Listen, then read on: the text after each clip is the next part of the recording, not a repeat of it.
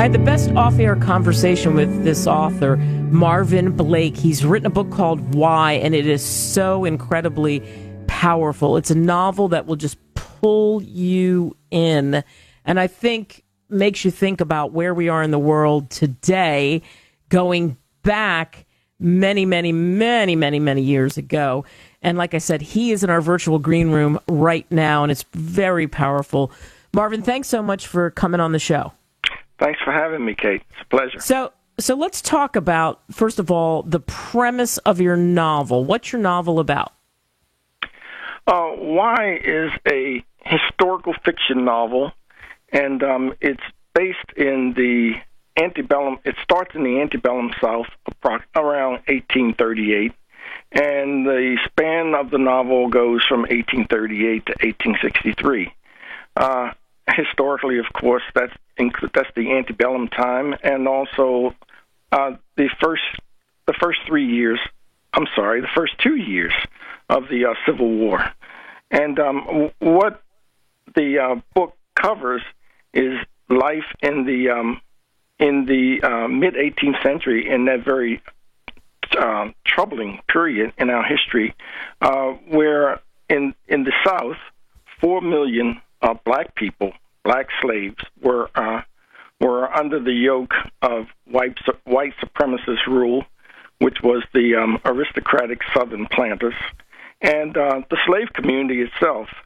Also, the other community for the masters and the white folks was euphoria. Things were great. The economy was great. However, that society was really propped up and built on the backs of 4 million black slaves, free labor, as it were. Anyway, this book, what I try to show in this novel is the lifestyles, the interaction between the white aristocratic planters and the enslaved people. And the way that I do this is to try to get a human element involved. I have my main characters in this book are 2 girls born 3 days apart. One's a white girl. The other is her black slave. They were born 3 days apart, and they have a very interesting common biological link. Their father, the white girl's father, is the master of the plantation, Henry Billings, and the father of the black girl is Henry Billings, master of the plantation. Of course, the woman who gave life to Mandy is one of his black slaves. These 2 girls grow up together. They share many, many life experiences. In the book, it's described as they're like 2 peas in a pod as they grow up in the plantation. However, one of the things that they have to be cognizant of is the fact that the law in Virginia, in Richmond, Virginia, in the South, as it were, prohibits teaching a black slave to read or write. And the obvious reason for that is because that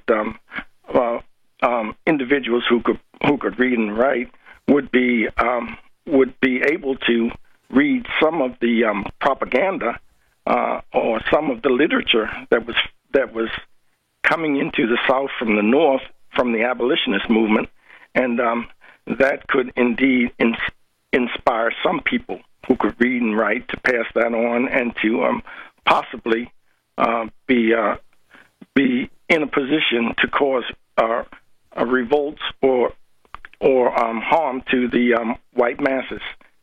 I'm sorry, not the white masses, the white minority. The white minority, that's right. And we're speaking with Marvin Blake, and the name of his book is Why.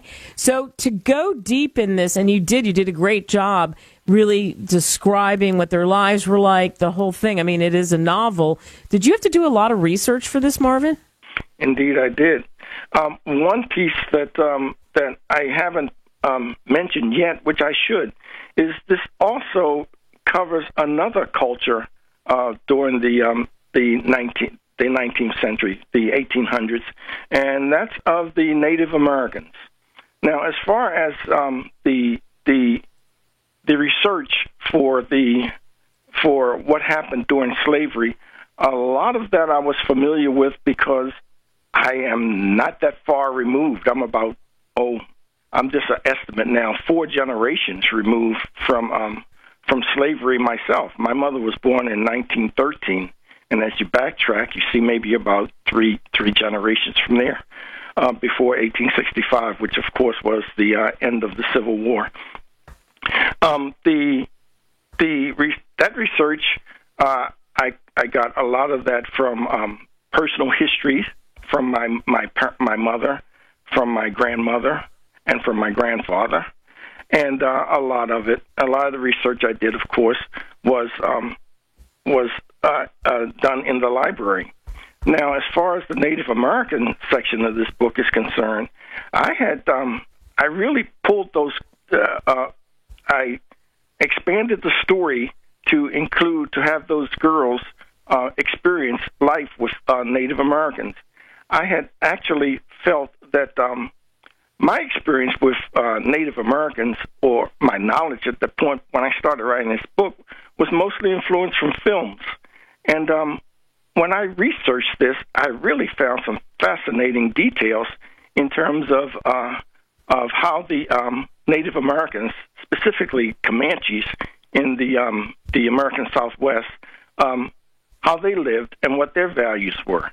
And I found that there was a lot of commonality with those three groups: the Southern planters, the black slaves, and the Native Americans. And I tried to put that all together to show that really, and here is the title of my novel, Why, that all these people who seem to have different backgrounds and different settings, and they did to an extent, but they all have the same thing in common, and that's their humanity. And as you go through the novel, Why, I give different plot turns and different situations based on the history of this country, which show that the prejudices, the way that we live as a society, and all of the prejudice that come into play are just artificial. I mean, it's societal pressures, economic pressures, but when we remove those things, we see that the United States, and actually the world, is a place that really, if left to its own devices, we wouldn't have all of these false prejudices, these caste systems, etc. So that's what I was trying to get across in my novel. Wow, and you did such a great job with that. I think you absolutely got that across. And we're speaking with Marvin Blake. You can pick up his book, Why. There's a great Kindle edition of it. And he talks about these characters, and as he mentioned, going through history, and then ultimately, where do we arrive at? For you, once you finished this, what was that like? That had to be, I don't know, a sense of accomplishment, right, in pulling this all together? Yes, I was, excuse me, I really was proud with the way that it came out. I received a lot of feedback from people who had read the novel. And one of the things that one of the questions that I constantly got was well, what happened to? And I won't be I won't spoil the plot, but what happened to this character? What happened to Rebecca? What happened to Mandy? Rebecca, by the way, is the white girl, the white sister, if you will. Mandy is the black girl. What happened to different characters, and do you plan to write a sequel? And yeah, I did write a sequel. I was pleased with the book. I was pleased with the reception it got, so I wrote a sequel. And the sequel is I'll give you the title, but I'm not going to go into the sequel. Sure. The title of the sequel is E Pluribus Unum. That's quite a departure from a simplistic word, why. But E Pluribus Unum is Latin, and the translation is from many one. And just from the translation, you can see my theme, or where I was going with these characters as I carried them from picked off where Y left off in 1863, and that goes through the Wounded Knee. Wow. So you take it all the way through that with history. I love that. All right. Pick up the book, Marvin Blake, Why. You can get it on Amazon. Marvin, thank you so much. Thank you for having me, Kat. I really appreciate it, Kate.